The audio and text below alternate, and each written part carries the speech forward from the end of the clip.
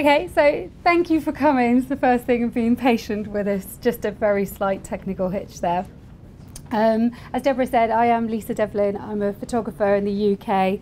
I'm known for being more of the alternative market, maybe than the traditional market. Apart from being a wedding photographer and being quite busy with that, I do a couple of other things. I run a workshop called the Photography Farm, where I train like photographers. I call it Photography Farm because we host it on a farm that used to be a recording studio, so it's used to looking after rock stars, and we all fit in very nicely there.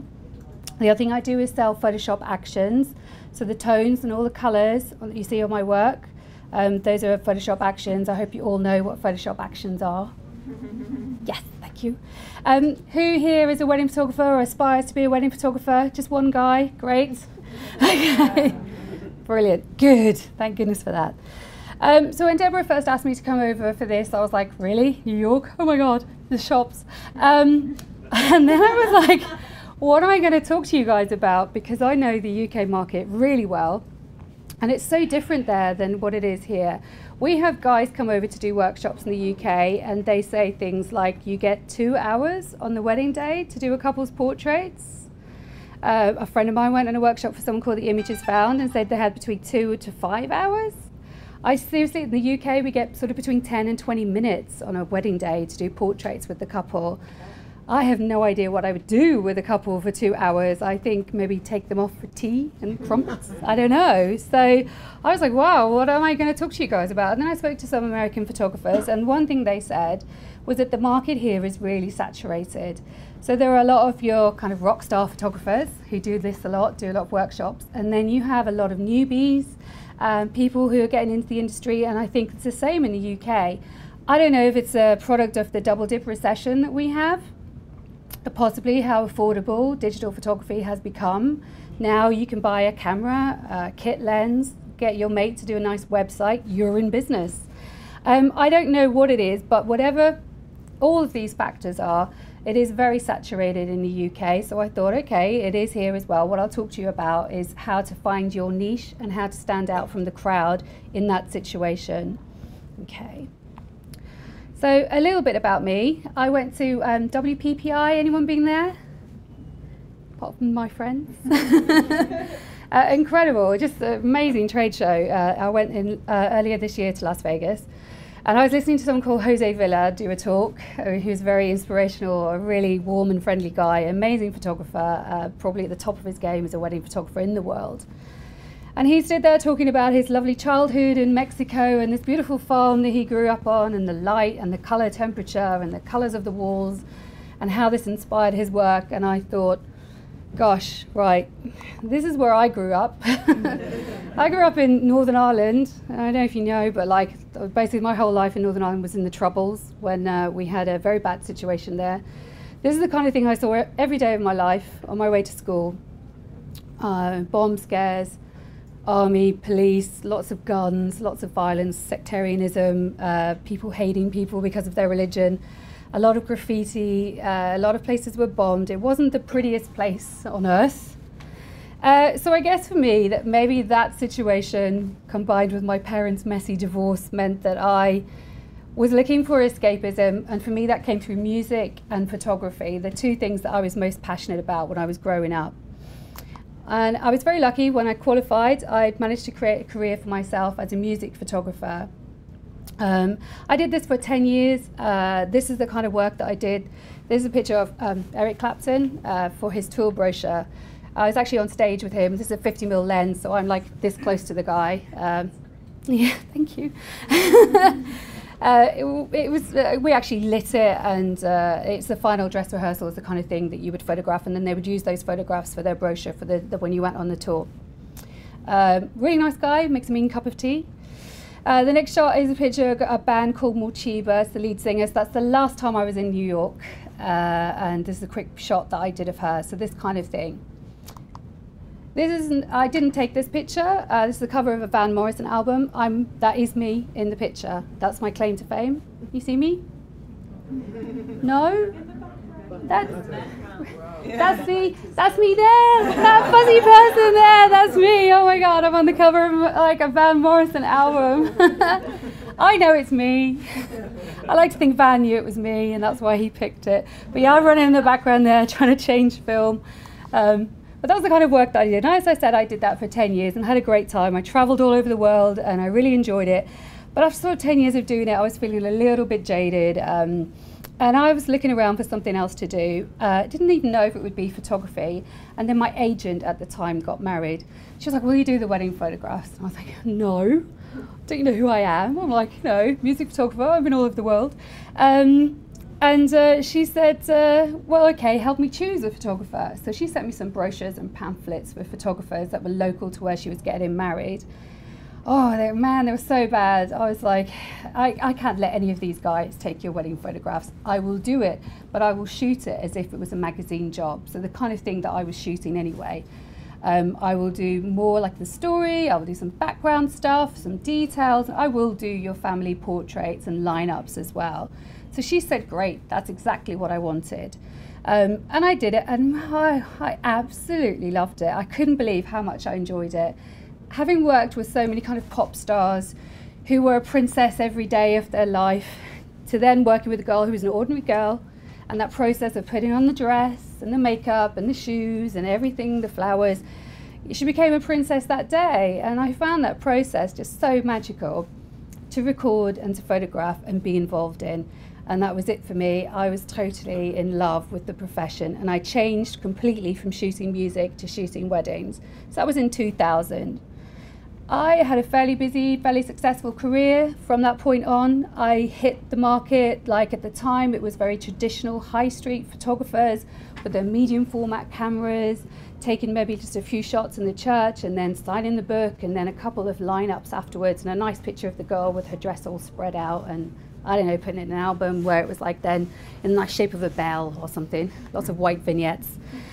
So I came along saying, well, I'm going to do this documentary style, I'm going to photograph it like a magazine story, I'm going to give you hundreds of prints.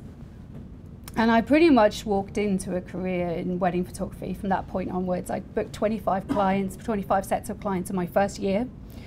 And it kept going and kept going. I really enjoyed it, but I got to the point kind of 10 years down the line where having a good long hard look at where I was at in the market, yes, it had got a lot busier.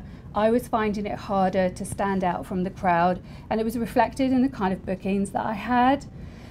I'm just not really excited about traditional weddings. You know, if your chair covers match your cravats, match your napkins on the table and your bridesmaids' dresses, you know, that's great and that's lovely for people, and that is the majority of weddings in the UK. I don't know about here. Sound familiar? Yeah, okay, good. But that's not the kind of thing that excites me. I like creative things. I like lots of little details to photograph. I'm probably quite OCD about things like that.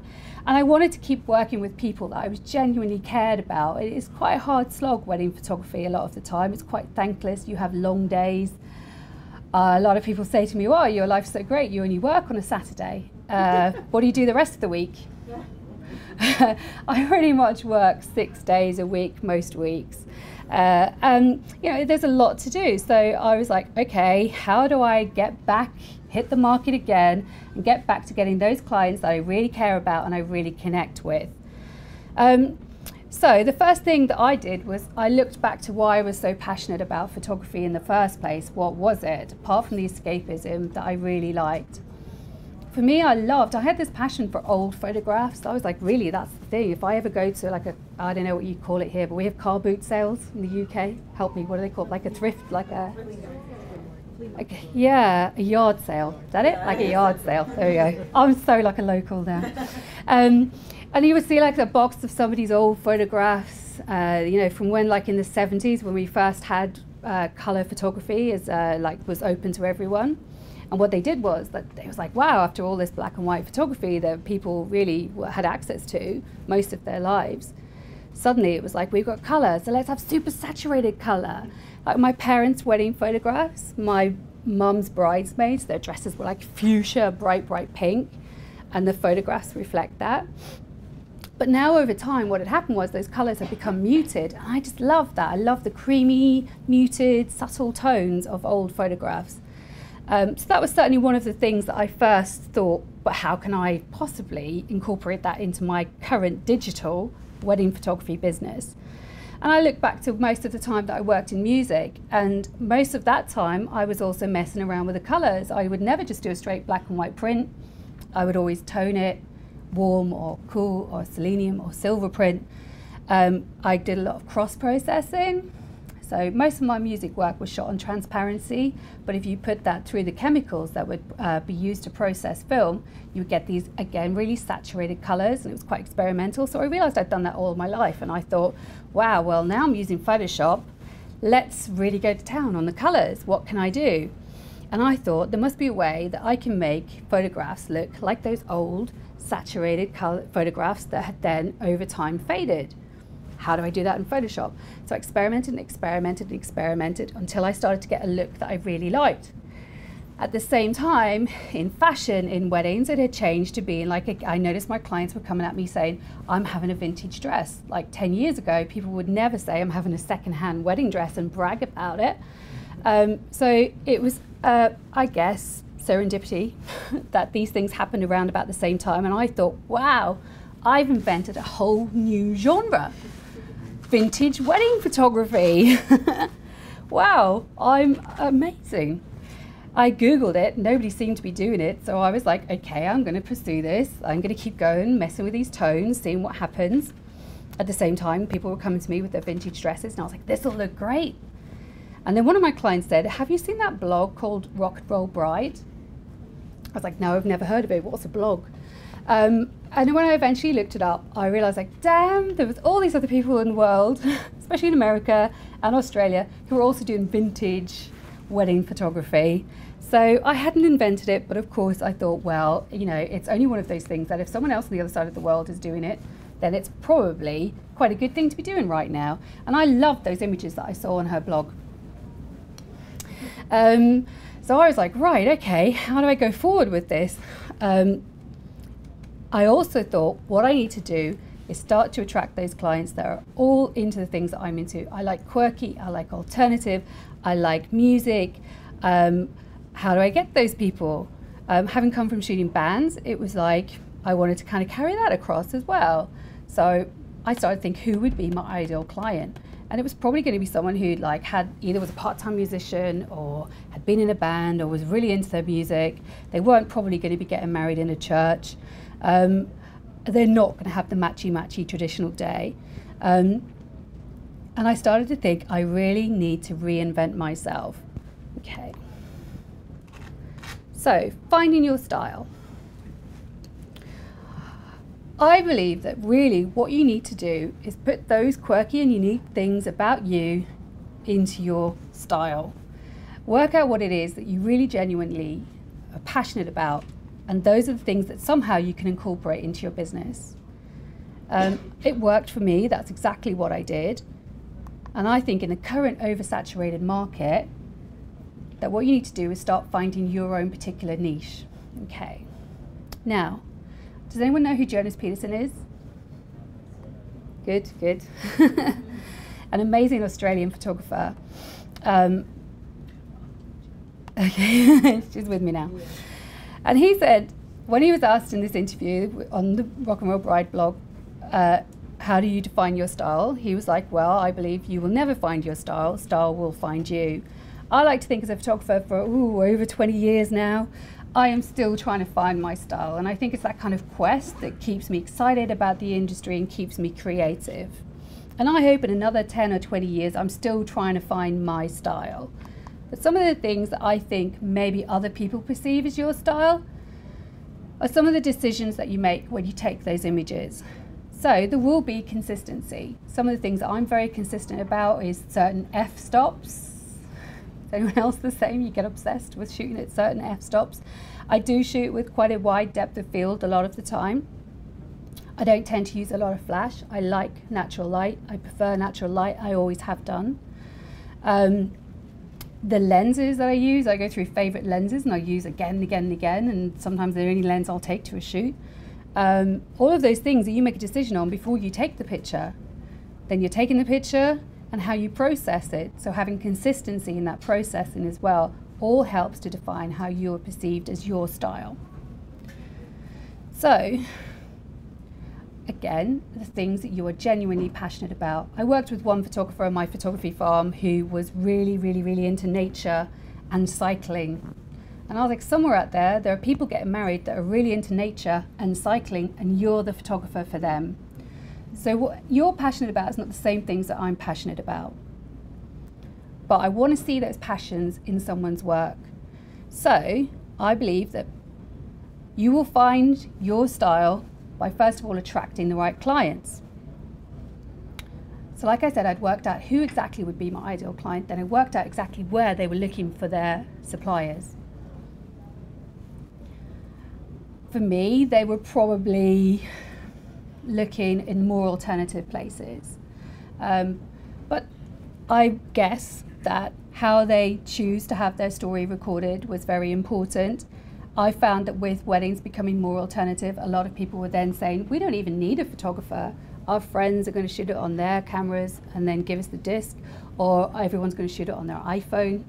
We don't need a photographer. So what I thought as well is I'm going to have to work doubly hard because these people don't even want a photographer. Okay. So I wanted to make my voice as strong as it possibly could be in attracting that alternative client. So how I presented myself. Everything that I did and everything that I put out there had to be presented in a way that was unique to me and showed my passions. I put out personal projects, so when that period of time when I was kind of in transition between having more traditional work and then getting the kind of clients that I really wanted. Of course, in weddings, everything works quite far in advance. So I put up personal projects that were more in line with what I really wanted to do. So they were more the kind of clients that I wanted to attract. And that was one of the ways that I did it. So I was saying, hey, look at the kind of stuff I really want to shoot rather than some of this other stuff that maybe I don't want you to look at. Okay, I'm going to show you some images that I've shot. I don't know if anyone's actually looked at my website and knows my work, but I thought I'd take you through some of the things that are what I am genuinely passionate about in wedding photographs.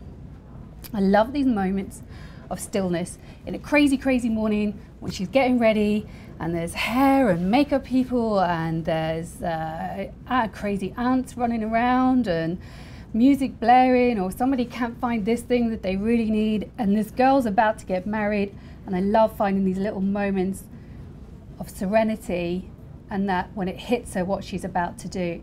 I don't know anyone who's been married, but it kind of hits you in a wave every now and then. And this is the girl. This was like in England, we have these buildings like 15th century that they put hotels into them, and they have like tiny little windows that are about here, and the rooms are pitch black dark. So I'd moved her to the window just to get a nice clean shot of her in this crazy, chaotic room. And I just spoke to her a little bit about what we were going to be doing that day and the enormity of what she was about to do, and got this beautiful moment with her. Excuse me, I don't want to break your flow, but since you mentioned the f-stops and other things, Yep. if you feel comfortable telling us to the extent that you remember. I am not the world's most technical photographer, but I would say that probably 90% of these images that I'm going to show you were probably shot at between f2 and f4. I'll talk about it a little bit more when I go into groups. Obviously, don't get too stuck on one f-stop that it's all you ever shoot at, and then you've got 100 people in front of you and you're on f2. But yeah, I mean, you can see by the depth of field in the back of the images. This is her mother, who was just beautiful. She looked like Sophia Loren. She'd just given her a really significant piece of family jewelry. So again, although we've done those, like the timeline pictures, I call them, that the client asks you for. So I think she'd asked for a picture of her and her mum was like, make sure you get a picture of me giving her this gift. So I had done that picture, and it was like, but then at this moment in between, where it's the emotion of like, oh my God, I'm getting married, and oh my God, you just give me grandma's pearls, or whatever it was. Okay. A lot of the girls I work with seem to run late and sometimes get a bit stressed. You know, this maybe isn't the perfect shot. If I'd set it up, then the hairdresser certainly wouldn't still be in the background, but it's a genuine moment of emotion. And the fact that I probably shot at f2 means that he's quite out of focus. I think the hands express almost as much emotion as the face. I often focus on the hands, especially this part in the day. You know, sometimes it takes these girls a while to get into the dress. You get a bit bored taking the same picture. And I think they show the nerves and the excitement and the emotion. I take a lot of pictures of hands. Again, I think, you know, when we see these images, that the girl remembers, oh my God, I was so nervous by that point. I can remember standing there holding my hands, when necessarily the picture that she'd given me as a timeline picture wouldn't express that. Again, picking your fingernails when you're nervous.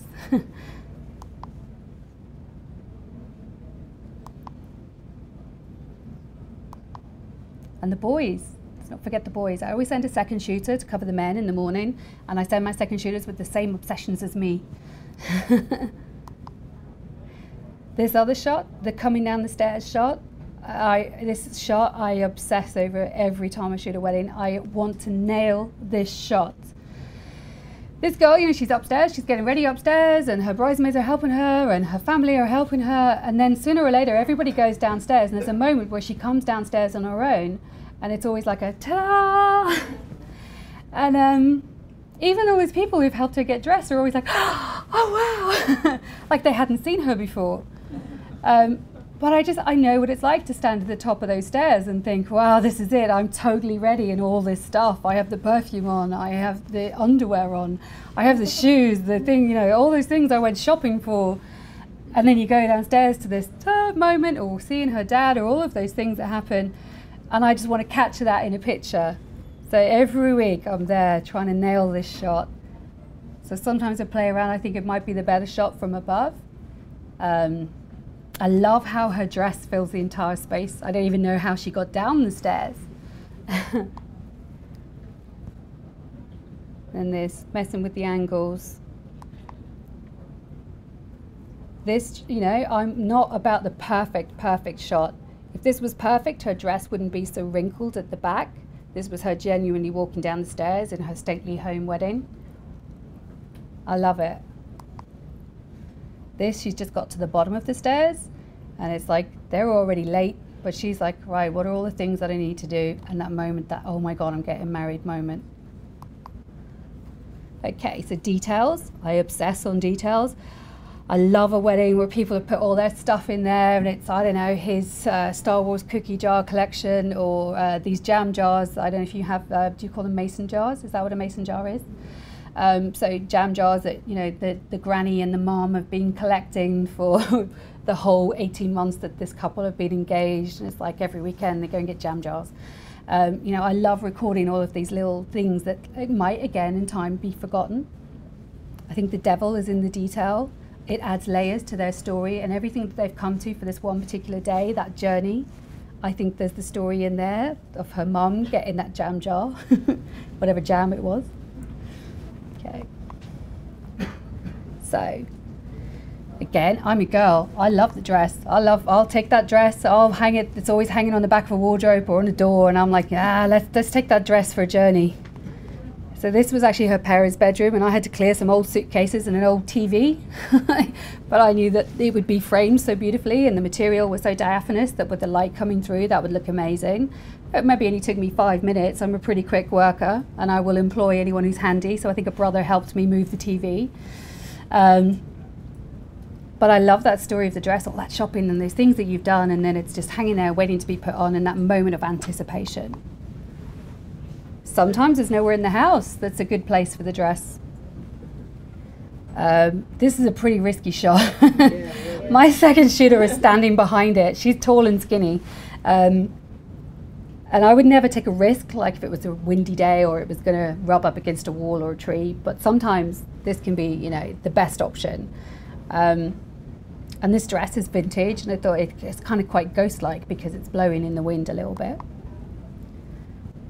You know, it doesn't have to be in a window or on a door, be anywhere. It tells the story of this really chic hotel room that this girl was getting ready in. This dress is made from pineapple. You heard of that before?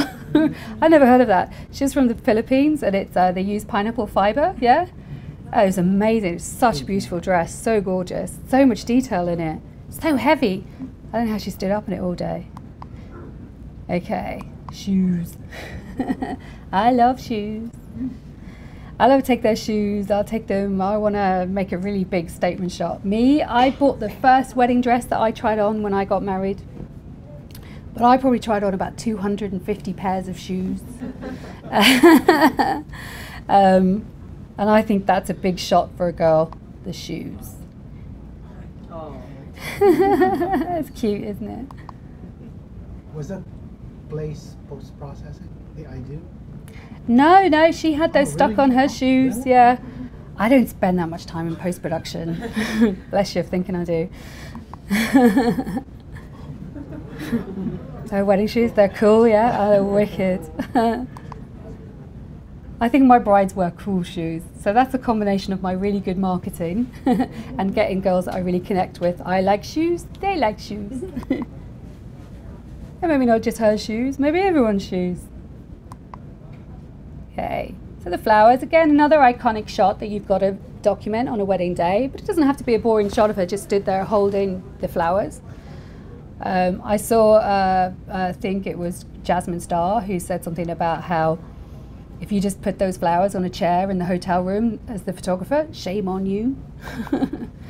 So I always try and make this a really creative shot as well. So it might not be the shot that's done. I'll probably do a shot in the room where she's getting ready when the flowers are at their best, but I'll still use that as a detail shot later in the day as well. And I love while she's doing her main kind of posing. I haven't cropped this in post-production or anything. I very rarely do any cropping. This is just a little detail that I've spied while we're doing her portraits and how the colours really pop against that lovely muted background. And again, I've just taken these. When I was outside with her dress, I thought, oh, the flowers look really nice. It really expresses their venue, where it's like really rural. And sometimes everyone's flowers. Great dresses.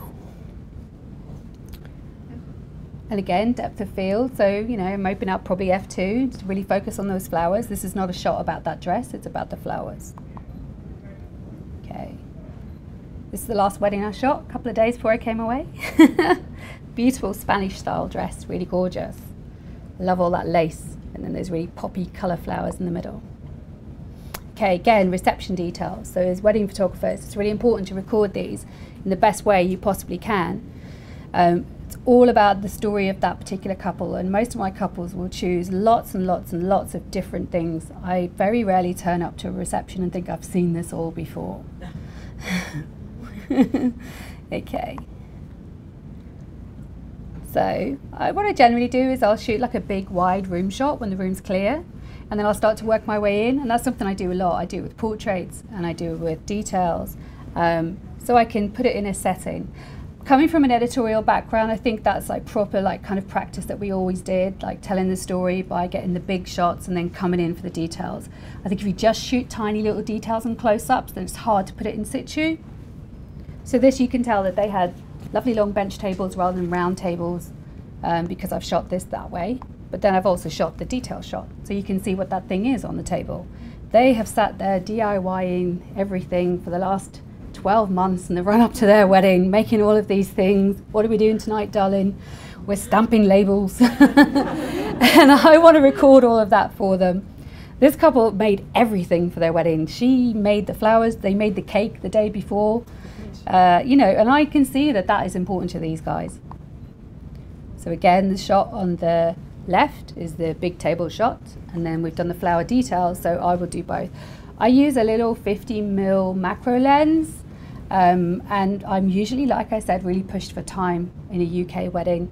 So I'll often use it to do the big shot as well. It works really well. And then I can go really close, so for rings or flowers or anything else that I need. So those are probably some of the examples of the more obvious detail shots that you would see. But again, I think the devil's in the details, so I do take some other shots that I think are expressive of the story. So again, I do the obvious things, which are the timeline, like you must photograph the tables. But then I think there's lots of other story and lots of other details of their day. So these guys had their reception in a pub, a pub. And they just had that little sign there. I had to wait for the landlord to get out of the way to take my shot. But this is one of the shots on my Pinterest that's being repinned the most. I don't know why. This, you know, the wedding cake half eaten and her flowers just left on a table. You know how precious those things are in the morning, and then they just get abandoned. Nobody cares about them. you know, I think this is pretty expressive of these guys' wedding day. This is the ladies' toilet. So I went to a really alternative wedding. They had their portraits done in a graveyard, and she's the girl that had the shoes with the skulls on them. Amazing, amazing wedding. And when I went to the loo, I came out and saw this. So I don't know if the bride read it or someone else read it. I didn't write it, but this certainly did express, you know, their wedding day. And I love that detail. Groups, I don't find them boring. I like doing them. Again, I like a challenge, so I like and try and do the groups in a way that's interesting and expressive of their day. These guys, it's like an iconic London town hall with steps outside. So we did a big group shot of everyone gathered on the steps. These buildings look amazing, but they're municipal buildings, so there are people going in the background to like get their housing benefit and things. So you always got to try and make it look a bit more formal. And then we just did the confetti, and I do this a lot where I'll keep the couple focused on me, because the more natural thing that couples will do is turn around to face their friends and family. But this is a better shot. Okay. I do this a lot, where friends are taking pictures, so they'll kind of stand there for their family lineups. And then friends start putting their own shots together. And I think these are great, so let's have a professional photograph of that as well. And that's one of those, all squished on a bench. A cool bunch. I tend to take the straight shot, and then I'll do something a little bit more fun. So these guys, I don't know, I got them to do Zoolander or something, I don't know. Do their best model pose. I like how the little ones are like, do what? These guys. So you can see the kind of clients that I started to get. Definitely a bit more alternative. This is a shot that I did, it started to rain. And we hadn't done the kind of bridal party shots. This is the bride, the groom, the bridesmaids, and the best man. And by the time we had the rain had stopped, we'd moved on to their venue where they were having the drinks. This street is in the middle of London. It's really busy. Behind them, there was like an old white van. There were some bins on the right-hand side. So I was like, what am I going to do?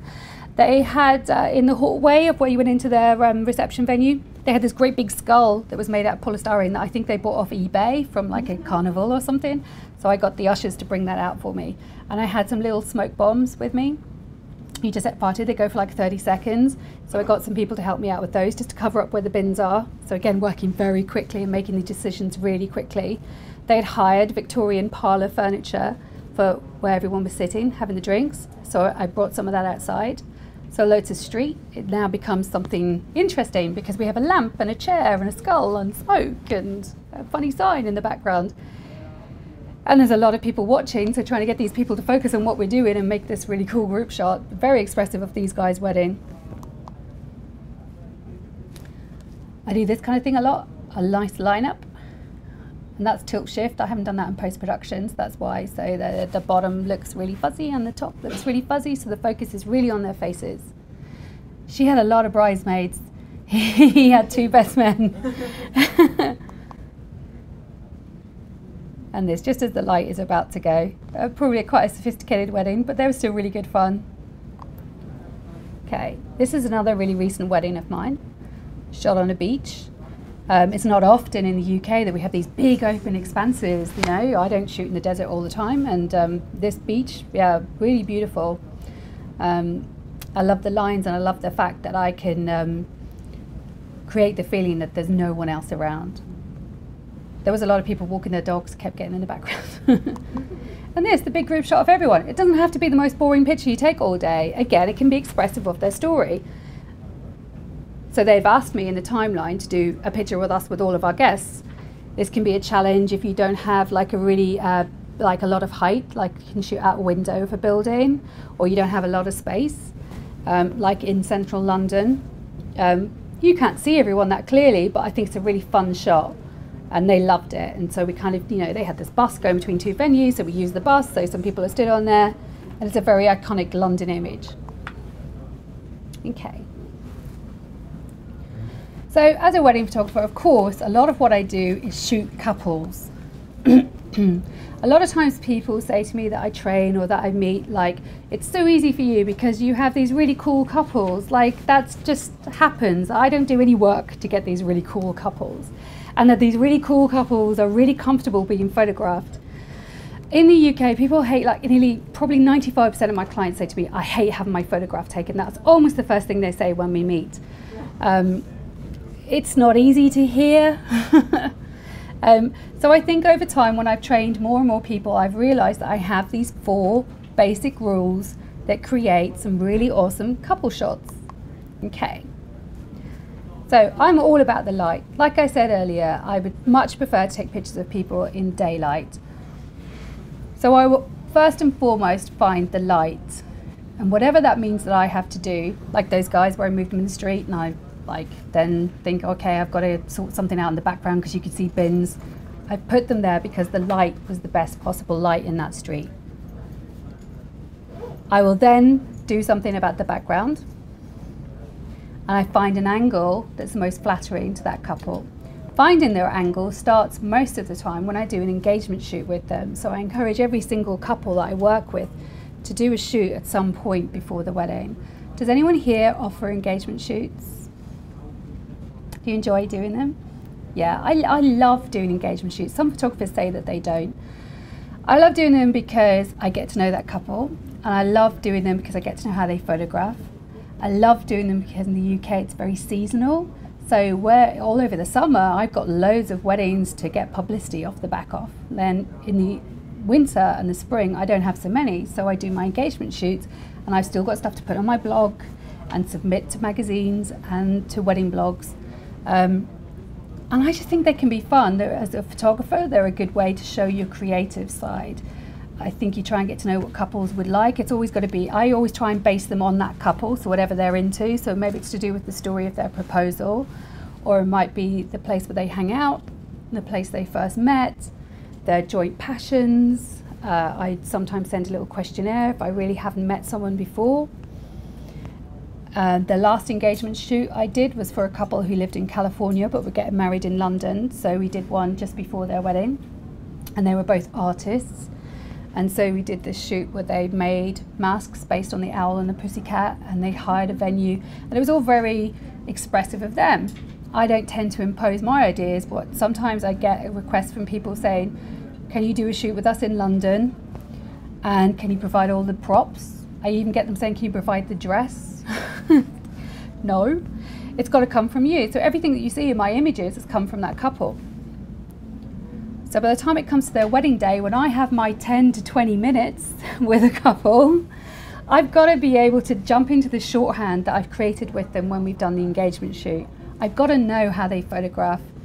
I've got to know what they will do. Like, I wouldn't push someone into doing something very emotional if they were not very comfortable with that.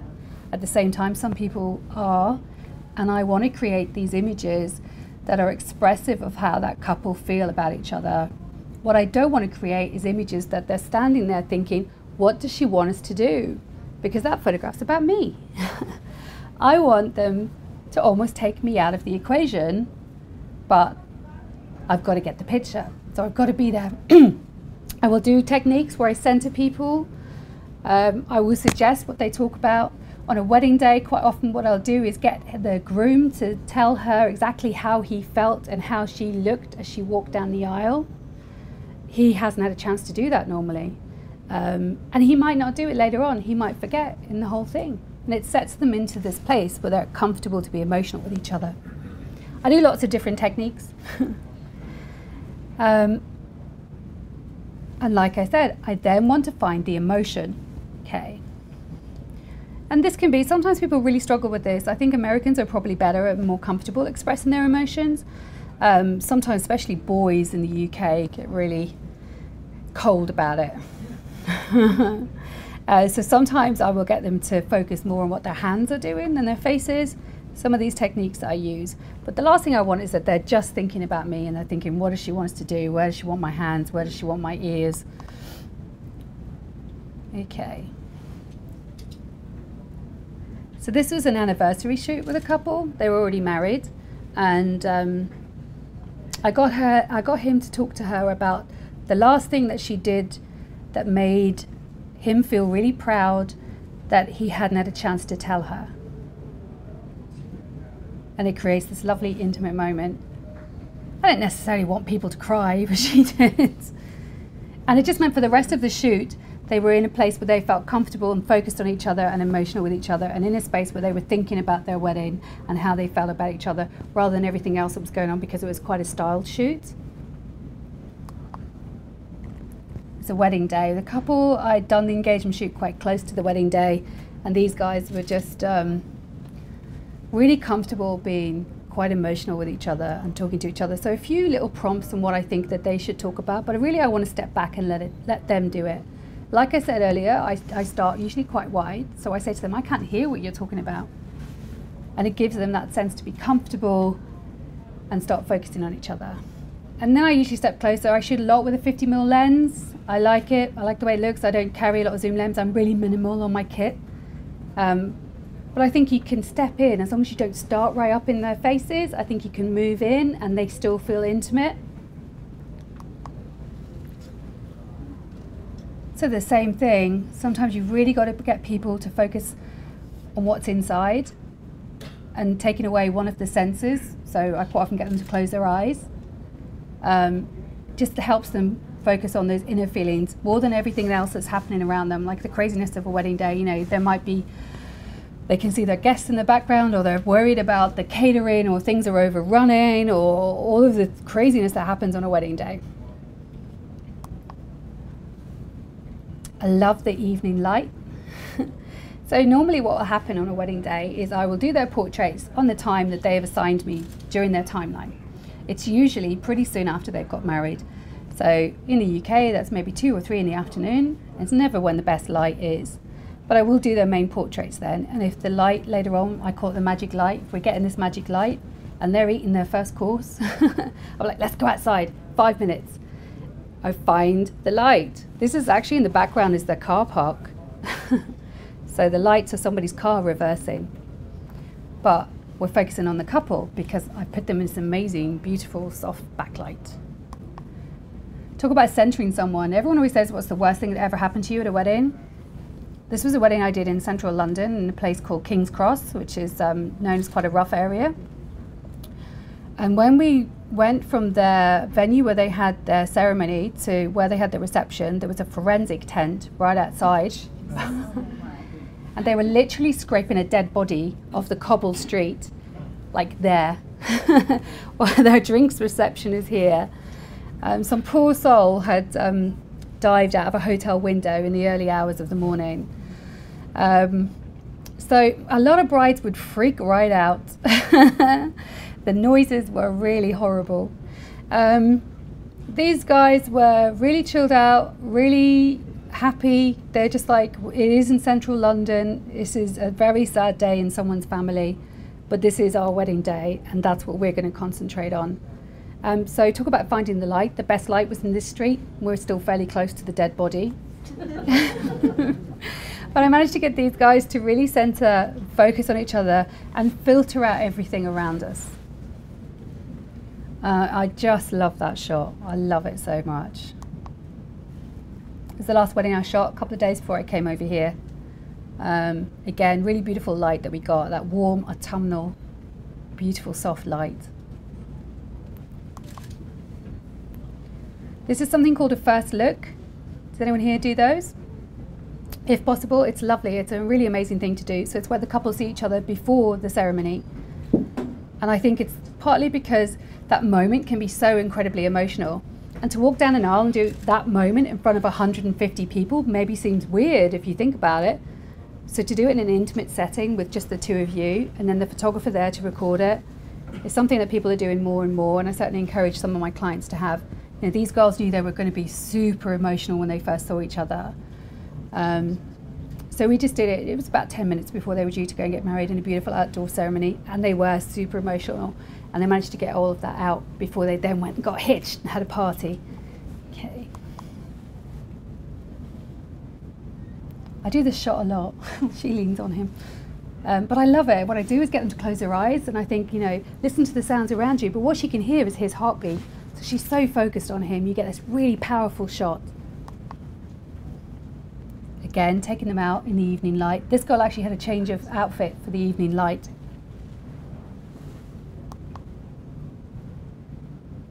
and these guys in a crazy busy street in London, but just so in love. We called her the Barefoot Bride. She didn't wear shoes all day long. In London. Oh no, her feet were minging. Okay. Focusing on each other. It's as if I'm not there.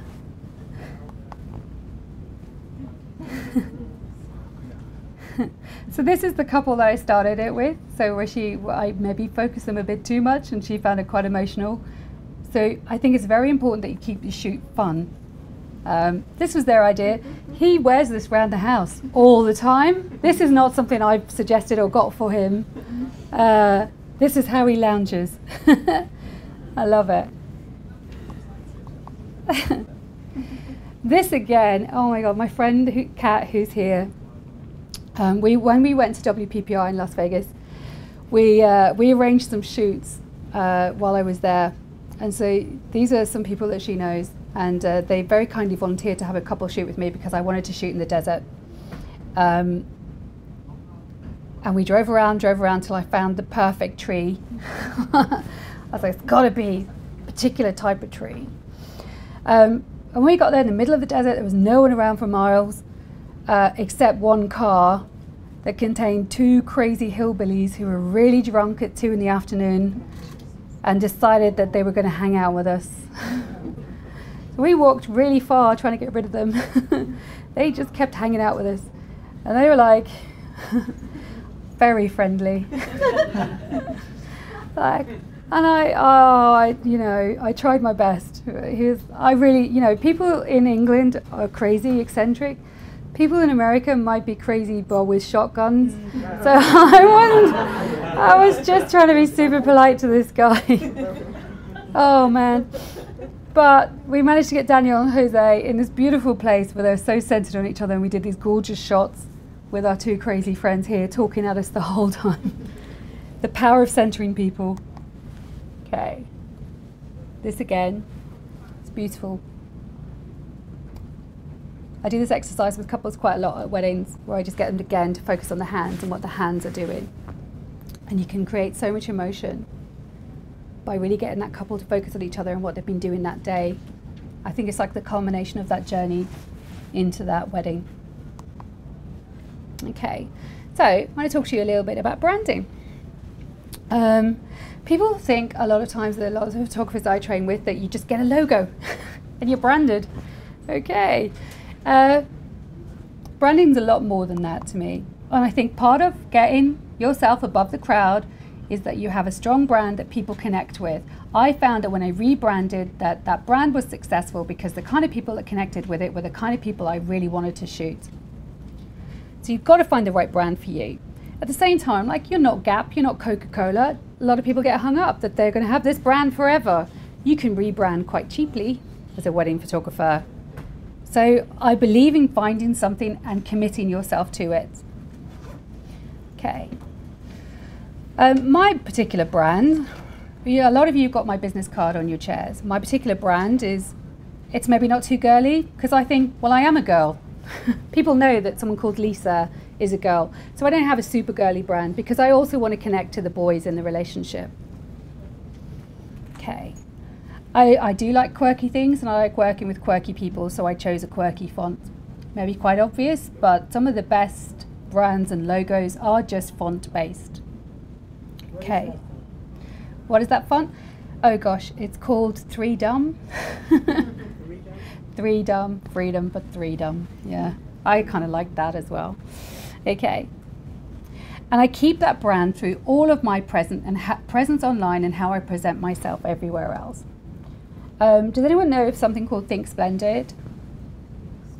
Yeah, it's a US site, and she analyzes a lot of statistics from weddings, and she does a lot of surveys with couples. And one of the things when I was looking at my rebrand that really stood out to me in her data was she said that we've changed from everything's about the bride.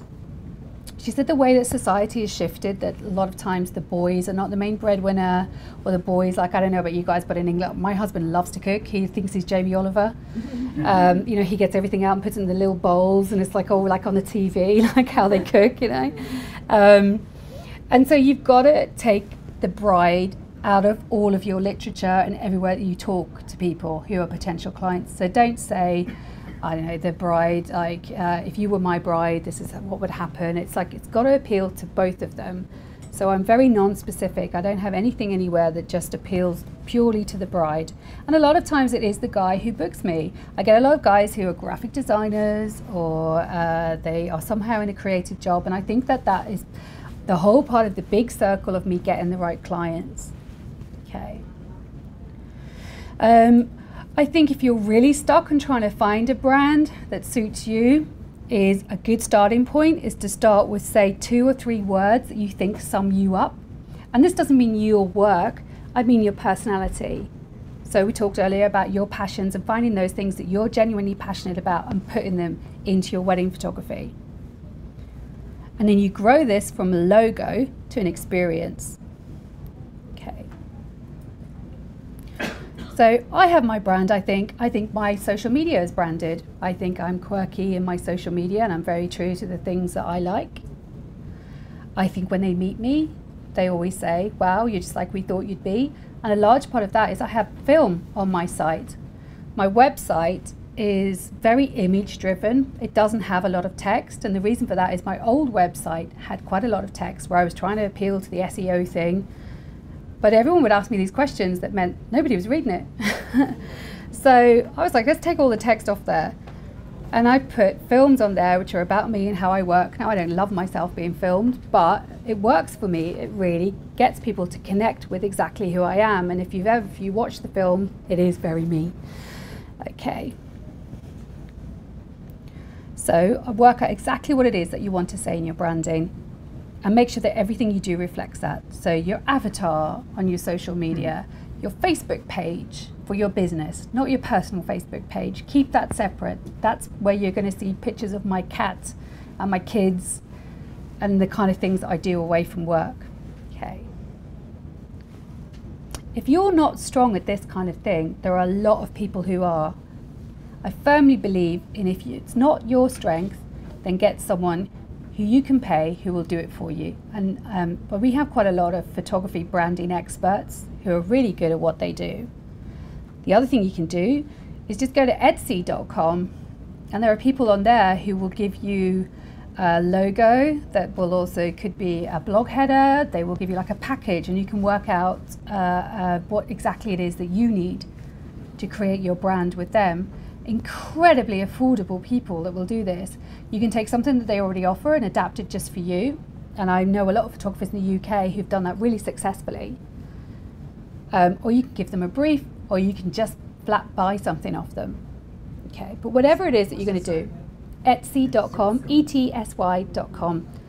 You haven't heard of Etsy? Oh my God. Okay, amazing. It's like a huge online shop, kind of like eBay for creatives, but put in there, search logo for wedding photographer and see what you come up with. Or put something really crazy in there and see what it comes up with. So those crazy cycling, gardening photographer logo, see what it throws at you. But whatever it is that you do, just commit to it. So many people procrastinate on this kind of thing. Like I said, it doesn't have to be forever and ever and ever. But I want to see something that's unique and totally expresses who you are. Okay. So how you find your voice. So like we said, we talked about how you present your work.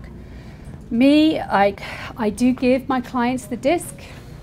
I used to shoot, like I said, for 10 years I shot film, and they would get a lovely little package of prints, and then we would do a Queensberry album with them.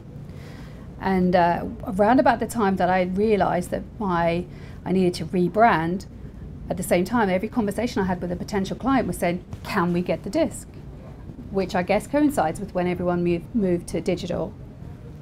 So I was like, if everybody wants a disc, I'm going to have to give the disc. But I give that disc, it's branded, it's in a beautiful little case that reflects my branding.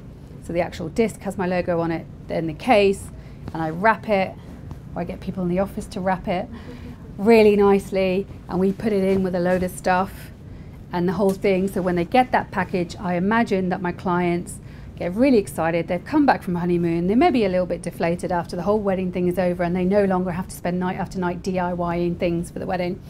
maybe a little bit flat, but then this package arrives and it's exciting. I want them to get a bottle of champagne and go through their photographs together.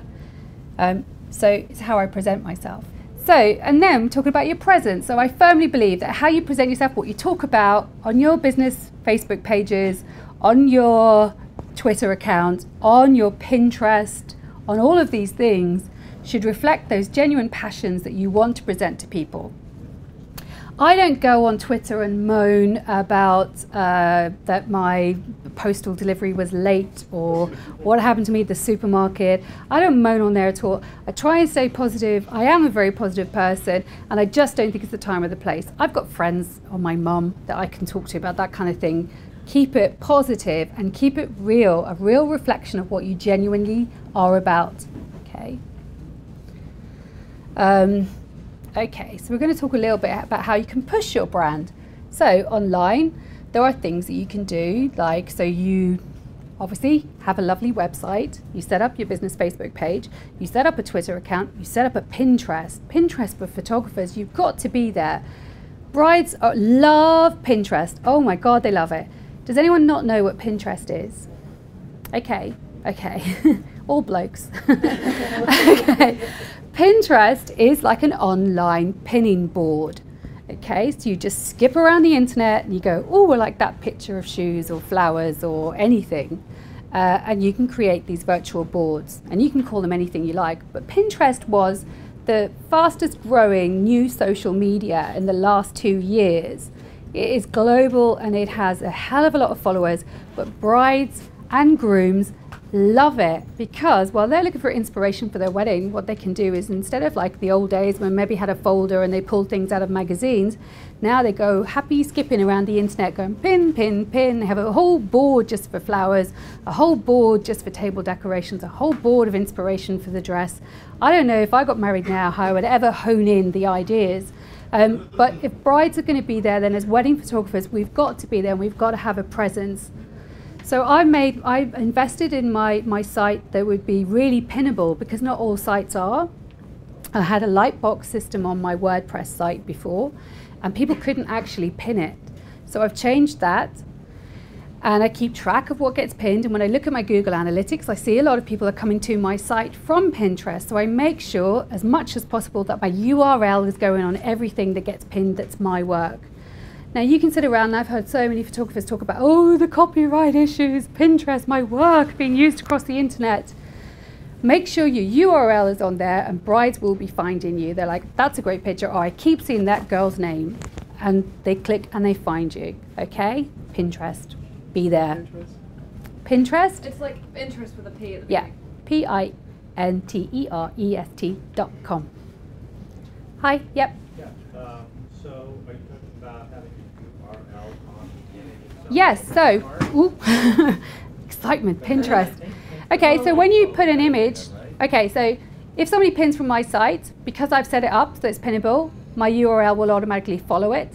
Okay, but what you can also do with everything that you pin, because it's complicated to explain, but I also pin stuff. So I have like a professional, like a Lisa Devlin photography board, and I will put some of my work up on there. And there's a comment bit, so everyone can see the comment bit. They kind of look like Polaroids when you pin things. You've got white space at the bottom, and I will always put my URL in there, and Pinterest knows that that's a URL and make it clickable. So someone can always they don't have to go into the image and click on the image. They can just go straight to my site from that little bit of text at the bottom. You can write quite a lot of text. She was asking about watermark. Oh, are you asking me about watermarks? Yeah, I mean, my understanding was that Pinterest wipes the metadata before it puts the images up, so I didn't know that. Yeah, Pinterest has changed, so it kind of is one of those things that had accelerated before it really was completely set on how the rules should be. But Pinterest has recently changed, so it keeps the information from the original source in as much as possible. So if you pin something from, I don't know, like a website, or if it comes from some other image sources, so it as much as possible is in there. Of course, people can wipe it, and your image can go and get filtered down so much. But I firmly, firmly, firmly believe that you should have all of those other things in place so that your images speak of your style and they speak about what you're passionate about. They speak about your brand. So that actually, if my images are on there and people haven't got an obvious link to them, they can think that's a Lisa Devlin image. But you've got to get over it as a photographer. You've got to be there and do as much as you can to keep your links on any images that are going on there. So I don't put watermarks on my images though. I think it detracts and I think it looks a bit, I don't know, I just don't like how it looks. I want people to look at the image. I don't want to be sitting there going, where shall I put my watermark, you know, which bit of the image. Also, when you look at submitting your work to wedding blogs, and I get 50% of my work from people finding me on a wedding blog. So the kind of wedding blogs in the UK, we get Rock and Roll Bride, it's my friend here. In the US, you get things like Style Me Pretty, Green Wedding Shoes, 100 Layer Cake. All of these blogs, as photographers, fantastic free marketing for you. So the blogs need images, they need details about weddings, they want to tell those wedding stories, they want to feature you. And as photographers, if you're there and they like the wedding you've shot, know how you've shot it, they can click straight through to your site. It's marketing manna, okay? It costs you nothing but your time. And it is how I get 50% of my work. So I work quite hard to be featured on blogs. I know the kind of images like they like, and luckily for me, it's editorial images. So that's how I've always shot. They want to see the story, they want to see the big picture, and then shooting in, coming in close. They want to see really interesting things that they haven't seen elsewhere. They don't want everyone's weddings to look the same. That's going to be a really boring blog if it's just a nice white strapless dress with the same kind of colours. Okay, so they like interesting things. I think it's very important, if you're still trying to find your place in the market, that you track how people are finding you, and that will tell you a lot. Things like looking at your Google Analytics and looking at what devices they're looking at you on. It might shock you a lot to find out that actually everybody's looking at your website on a 27-inch Mac, but your website doesn't automatically resize to each device, and your website looks tiny on there. So that's another thing that I believe in investing in. That's something that I invested in quite heavily with my website when it was done, was that it would resize automatically. A lot of people are looking at my site on an iPhone or an iPad. It's got to work and look as good as it possibly can. That is how you are showcasing and presenting yourself, and that's how you've got to carry across the consistency of your brand. Okay, now I work with a lot of people who, they get the logo, they get the Facebook page, they get a Twitter account, they shoot some interesting style shoots, they shoot their friends' interesting weddings, and they sit there saying, I don't understand why I'm not booked up for next year. You've got to be more proactive than that. So you can't just sit there thinking, I'm so fabulous, everyone's going to come to you. Okay, so I believe in things like having a strategy. So I think of myself as my own PR agent. If you can afford to get a PR agent, then do that. And you should be up here talking if you can. But most of us can't. But think of some of their strategies of how they do things. So a PR company won't just put an ad in one place.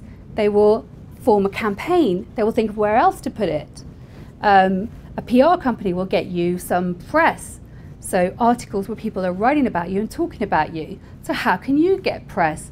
Well, it's not by calling up a wedding blogger or a wedding magazine or a photography magazine and saying, hey, I'm amazing, I've got this lovely logo and I've shot my friend's wedding, and you know, I've got a business Facebook page, and hey, come and write about me. So how do you get in those places? One thing you can do is to offer articles. So all those photography magazines, does anyone subscribe or read a lot of photography magazines? All those articles in there are written by somebody like you.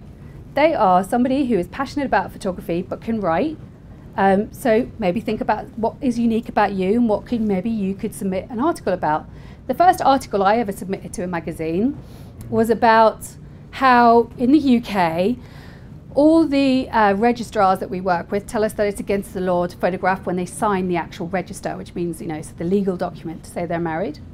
And one registrar in London told me that this was rubbish, that it's not true. That it's not against the law, it's public. So in this town hall, Paul McCartney had just got married. So I shot a wedding there the day after, and you can see his details on the document. And she was like, but anyone can come in here and spend £2.50 and they can get a copy of this document, whether it's Paul McCartney or your couple today. So it's not illegal. So I was like, but why am I always told it's illegal? So I looked into it. I phoned the Home Office, which is part of the government in the UK, and it's kind of as high as you can go. And I researched an article and I submitted it to a photography magazine, who were like, wow, okay, yeah. They published it, it caused a bit of a debate. And then when I approached them again, because I wanted to launch a product, they remembered who I was. So it's not just like calling up and saying, hey, talk about me. Give them a reason to talk about you. Okay. I still do the same thing now. When I've got anything I want to talk about, I will write an article for a website, or I will submit some other things, or I create a little bit of, like, I do preludes, like where I talk about things on my Facebook page that it's like anticipation of something that I'm going to. So I always, and this works so well for me, do a sneak peek from a wedding. So I'll shoot the wedding, I'll come in, and there's that first upload. I shoot like probably about 2,500 images per wedding. And when we first upload those, we pick out just one image that really jumps out as a little sneak peek to put as soon as possible on my Facebook page, because I know that couple are really excited to see at least one official image from their wedding. And in that time, all their friends have put the drunk pictures of where she looks a bit shiny, or they've got red eye, or I don't know what they were doing on the dance floor after I left. But those kind of pictures make it to Facebook like really quickly, even on the wedding day, like a phone, Facebook. So I give them something really pretty really quickly. And what happens is, because that's the only official image that they've got to view on Facebook, is they will tag themselves in it, and they will direct all of those 150 people who've been to their wedding to look at that picture. Hi. Hi. So in terms of getting something to them really quickly, or sneak peek, I've heard other wedding photographers or event photographers talk about how they will actually, like if there's a ceremony in the morning and then, you know, you go to the reception, that they will actually print out an image and frame it and have it displayed, you know, like on the table. But that won't get me any new Facebook likers. Okay. What happens every time that someone who knows that couple will say, wow, okay, I like that picture. All I have to do, one click, I like it. They look pretty in it, I like it. And then that shows up in their Facebook feed that that person liked a picture on my professional Facebook page. So someone else might think, what's that? Oh, I'll go and like that page. Or what a lot of the people who've been to the wedding will do is then start to follow me because they want to see rest. So they want to see when the official blog post comes out a couple of weeks, or the next week or the week after that. So that's how I increase my social media presence. It works so well.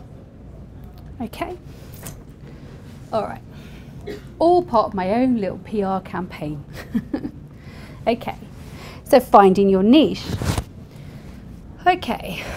So I think this is a great exercise for everyone to do, is to write a little synopsis of who the ideal couple would be. And it can mean anything. You don't have to show it to anyone. So it's nothing that you have to ever be embarrassed about. You know, you can be as specific as you want or as broad as you want, but I think it's very hard to attract the right client when you actually don't know who that person is. So that is one of the exercises that I did that I think works really well for me. I then, like I said earlier, I worked out exactly where those people were getting their suppliers. And it was surprising that it wasn't necessarily that they were flicking through magazines. People, I think, have gone back in this crazy oversaturated market. They've gone back to looking for straight old-fashioned referrals. There was a point where I was like on the first page of Google, like for my area, for wedding photographer in my area, and the kind of inquiries I was getting were the people I knew I wasn't connecting with, and it was like lazy inquiries. What they were doing was just clicking on my site because I was on that first page, and I kind of didn't want to book that wedding. I wanted someone who was really excited to be working with me. They were really excited to see what I would come up with, and you know, they would fly me like quite far away from where their wedding, you know, from where I lived to their wedding, because they thought I was worth it, not that I was just on that first page of Google.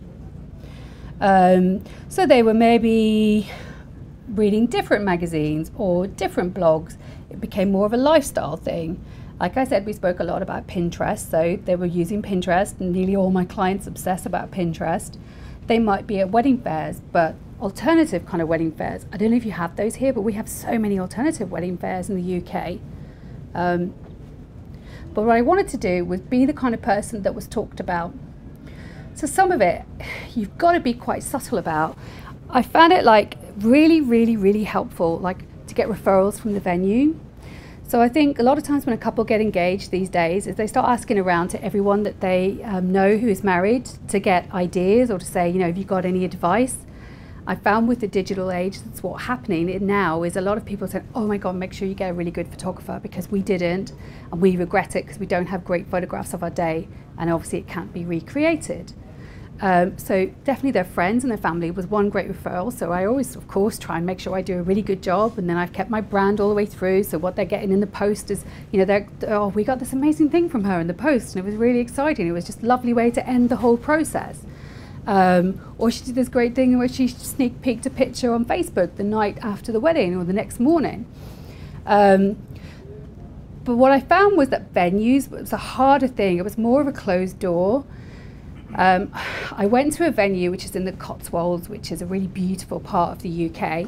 And the hotel was just amazing. It was a beautiful spa, really beautiful grounds, but quite quirky. And the couple that I shot there were the kind of couple I really, really, really connected with. And I was like, oh, if it was like this every day, this is amazing. So I contacted the venue afterwards to say, you know, have you got a list of recommended suppliers? Could I go on it? I think I did a good job. And they were like, yeah, of course you can.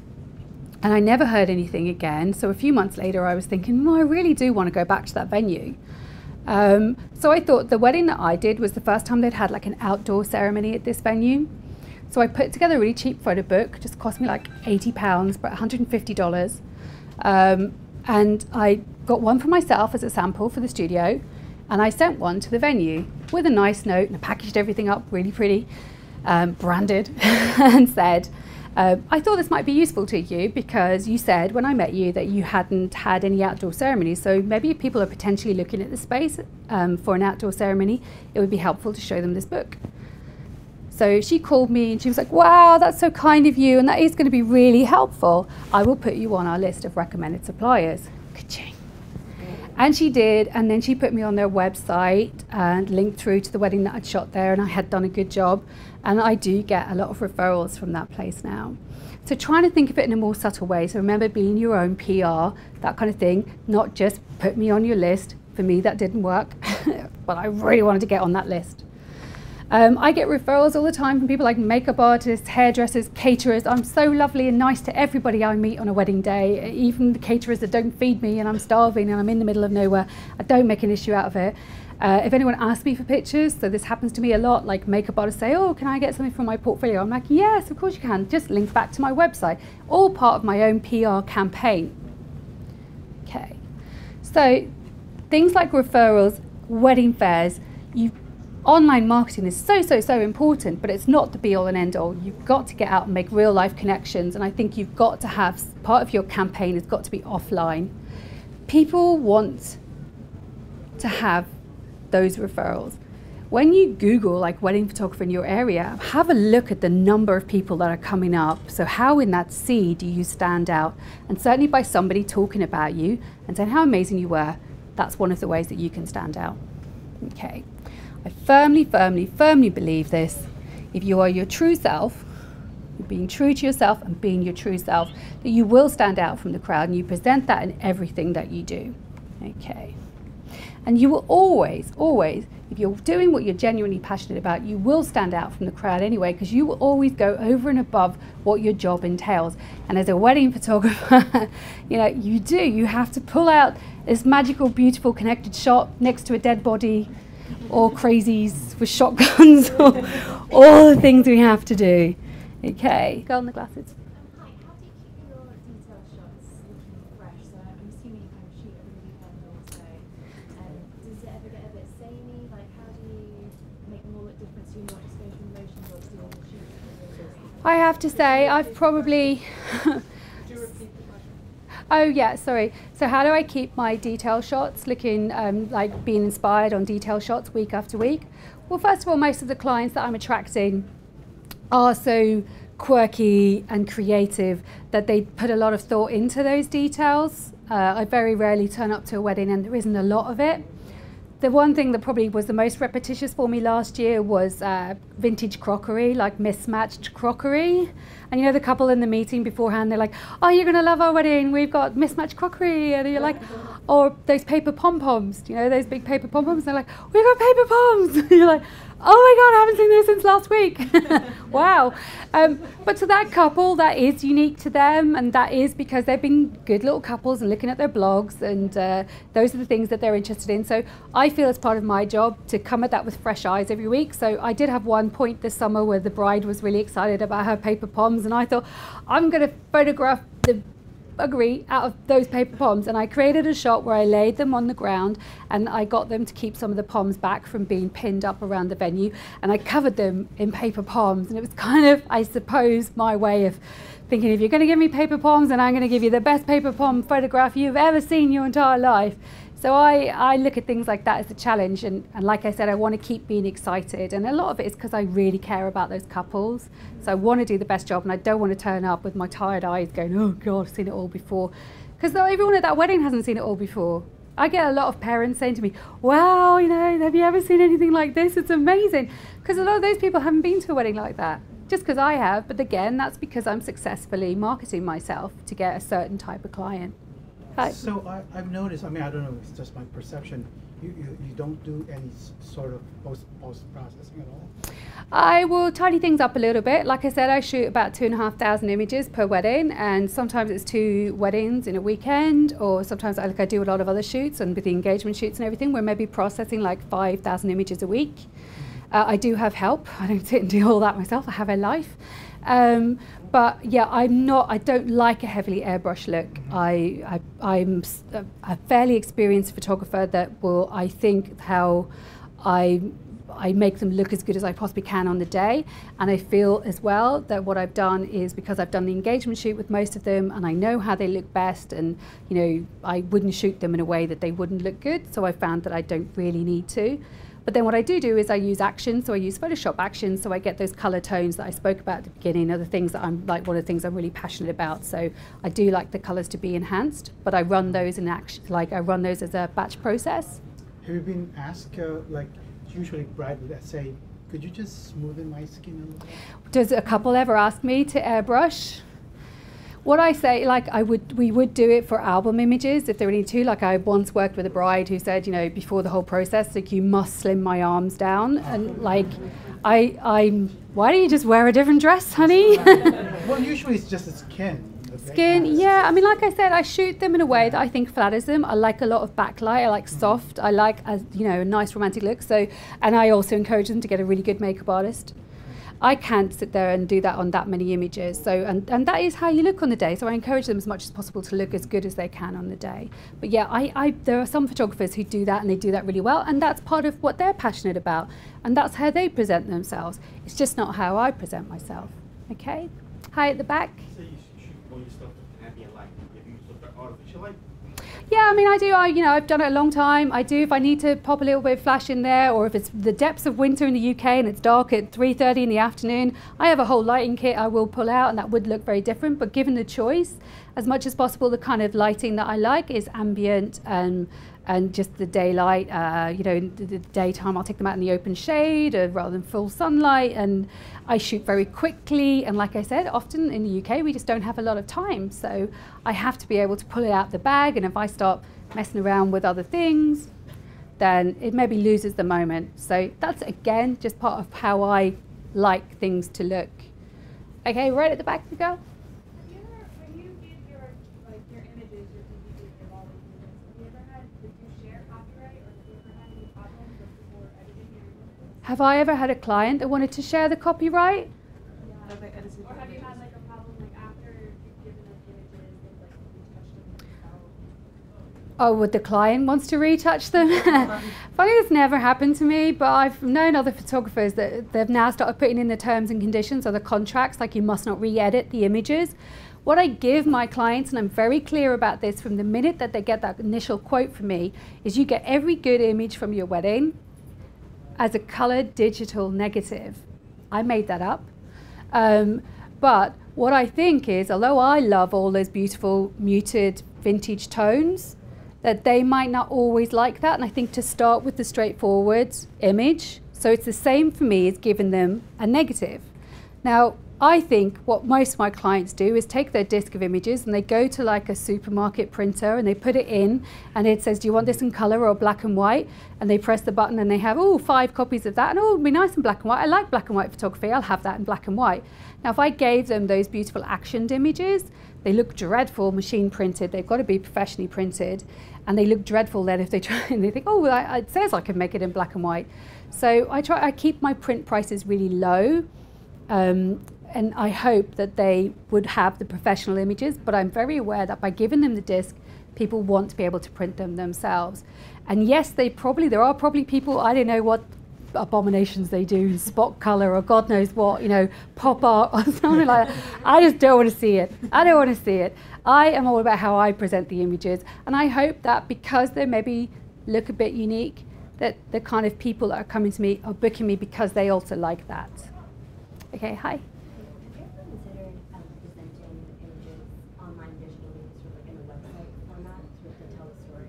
So I would present the clients with a website. I use PhotoShelter. Does anyone know PhotoShelter? A really good system. It's an American system. You guys did this bit better than us. And I set that up with my own lab in the UK. So every client gets an online gallery through the PhotoShelter system, and they can view all of the images. They can share that with their friends and family. They can click to share it on Facebook, or they can do whatever they like. And they can certainly order prints through there, or they can create light boxes that sort out what they're going to do with their own images. So I feel in essence that is creating them their own website. I think, are you thinking about like the Show It system where? I mean, I was thinking more, I think what you do really beautifully is that you tell the story of the wedding. Yeah. Right? Like you're sort of using those images sort of in a creative format, like whether Yeah. it's, I think sort of through a website or through a more creative medium, to take those images and sort of to lead someone through the process of how they view those images. So I think I do kind of lead them through the process of what you're saying is I would do a blog post, so they'll have their little Facebook preview, and then at some point in the following week normally, we will have finished the whole edit. I will have picked an action. I have, in my sets of actions, I have, like 120 actions that I've developed and that work really well for me and work really well on my images, and other photographers seem to like them and they buy them and they use them. But what I encourage people to do is mix them. We do this thing on my site called Friday Formulas, which is I have a whole different Facebook page for the actions because that's appealing to photographers, not to brides, and encouraging people to mix them and play with them so that they're always looking fresh and different. And so what I'll do at some point, a few days after that wedding, is do probably about 100 images in a blog post on my site. And they're very editorial, so there's no group shots. It's the story of what I feel would be like a little magazine story on that day. And generally when I submit that wedding to a blog or a magazine, they just use those exact pictures. They're not going to be that couple's favorite 100 images, of course, because their grandma isn't in them or whatever they want. But again, they're how I present myself and keep that consistent. So I think that is a little bit me presenting the story of what I view the story of their day, but then they will, and again, then when they choose their album images, I very much encourage them to choose some detail shots and some bigger overview shots, like a big shot of the venue or all of those things, and help them put that story in that book. Okay, hi. Well, when you present to magazine this group of pictures, do you have a model release from couples that they're okay with that? No, because that's already been covered in my initial contract with them. So yeah, it's already been covered. So I again, though, I would never submit to a magazine or a blog without the couple's consent. They can opt out in the contract stage of it. And again, but when it comes to, I say, this blog or this magazine is interested, or I've submitted it, is that okay with you? Because of course, when things go online and they go everywhere, we're living in the Facebook age though, and people are used to it. Yeah, it's never really, most of them love it because they found me that way, so they love it. It's the opposite. They like, I've had people who are like, which blog do you think we can get on? Okay, hi. What's your website? It's on the business card that I left on your chair. Hi. Yeah, I always have a second photographer, so she will go to the groom in the morning, and then we work in sort of tandem. I have a small team, and they're all girls, and we work. We all know each other really well, and they know what I like, and I'm very lucky to have a really great team. Yeah, I mean, the wedding day is crazy. They might be anything from a light stand to they might be a tailor sewing a girl into her dress. If it can be all sorts. So just they've got to be prepared for everything. You showed us a lot of great shots. I'm wondering, since you said you often only have 15-20 minutes, are you not shooting the reception? My second shooter is a lot of the time. Okay. So yeah, a lot of the time, that's, I never go on my own. a lot of the time we just have to make the best use of our time. So a lot of times in the UK, the ceremony will finish and we have 90 minutes before they're going to sit down for dinner. That is standard. And that's when you've got to do their portraits, all the group shots, the still lives, the informal guest shots, so reportage.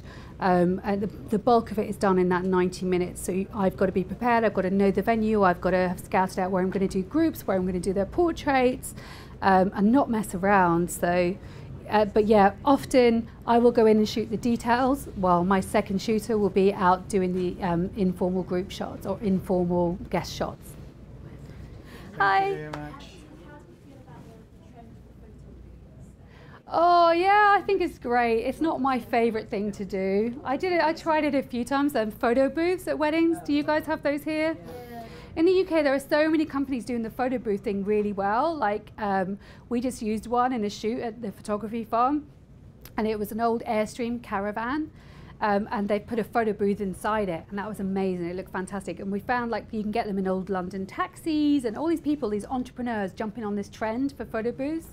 I don't know if anyone's had to do a photo booth at a wedding, but it's like where all the drunk guests put silly moustaches on and want to be in a picture. And you know, I love the couple shots and I love the detail shots, and I'm kind of over the whole thing by then. I'm like, you know, I don't think you're that funny. Just saying. And they nick all your stuff, and it's like, you know, so I don't. I used to, and now I would just recommend someone else. Like, you know, sometimes people offer it as an extra, or they just include it, and maybe that's the thing that keeps you over and above your competition. If you enjoy it, and some photographers do, I know really well, they enjoy that bit and they want to offer it, then go for it. You know, it certainly is, couples like it, they really like it, yeah. On that Freddie Mercury note, we'll call it a day. Thank you so much, thank you. Woo! For more information, please visit us online, give us a call, or stop by our New York City Superstore. You can also connect with us on the web.